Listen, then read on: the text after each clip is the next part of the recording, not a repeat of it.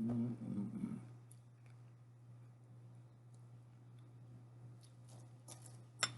Hello, America. Hey, it's Big Lou here. Coming to you from sunny Scottsdale, Arizona.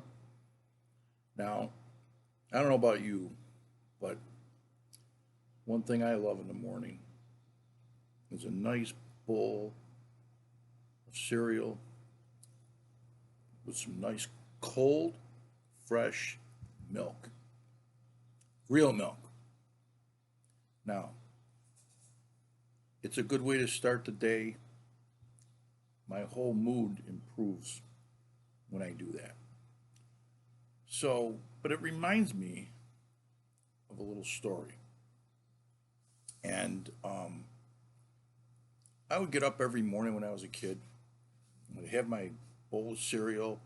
I would read the back of the cereal box. Usually it was a bowl of Wheaties or something like that. And I would get a quart of milk just like this out of the refrigerator, ice cold, and pour it over my cereal.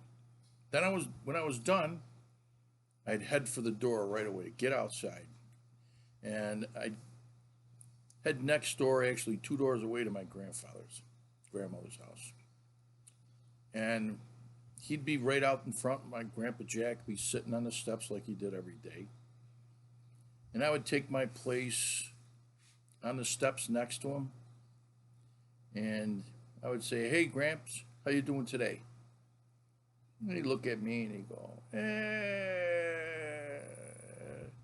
I'm okay.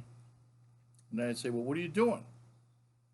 And he would say to me, ah, "I'm going to just sit here, watch a springy chicken pass by." He goes, "Well, what's your name, little boy?" I go, "Come on, Gramp, you know what my name is. I'm your grandson. I live next door. I'm Luigi." You go, "No, that's not your name." I go, "What do you mean? Of course it's my name. You know that's my name. Luigi Giardino." And he would look at me and say, "Giardino? Giardino. No, that's not your name. Your name is a sponge." Well, what he meant by that was I was a freeloader. Well, I didn't like that very much, but I knew what he meant. Anyway, he would reach down into his pocket, he would pull out a quarter, he'd hand it to me. I'm a little kid. And he'd say, "Go give me a cigarette," which meant I had to go buy him a pack of cigarettes next door at Dad's stores. So I would run next door and I'd run in and tell Mr. Palmieri, "My grandfather wants a pack of cigarettes." And and I would put the quarter on the counter and he would give me a pack of Chesterfield Straights. I'd grab him and I'd run back, hand him to my grandfather, and he would just sit there. He'd take out a cigarette, he'd put it in his mouth, he would light it up with a match, and then he would go, "You got to take it whatever comes, son. That's all. You got to take it whatever comes." I'll never forget that. The other thing I'll never forget is that when cigarettes went up 2 cents, 27 cents, he still gave me a quarter to go next door to pick up the cigarettes for him. I would go into Dad's store and Mr. Palmieri would say, "No, no, no. You tell your grandfather he owes me 2 cents. I'm not going to give him the cigarettes until you bring me back the 2 cents." I'd have to go next door, get 2 pennies from him, and my grandfather would tell me, "No, no, no, no. You go down the stairs." And I knew what that meant.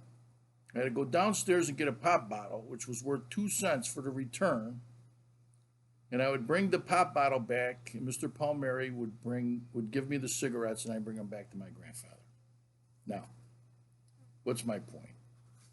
Well, my point is this: a lot of these stories, they're in my new book called Milk, and it's about milk, but it's about families. It's about friends.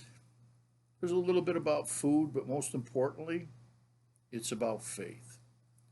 So, I'm going to finish my cereal here, and I'm going to suggest that you all go to Amazon And I think the link will be listed with this video down here below. And buy my new book. It's called Milk. End of the story.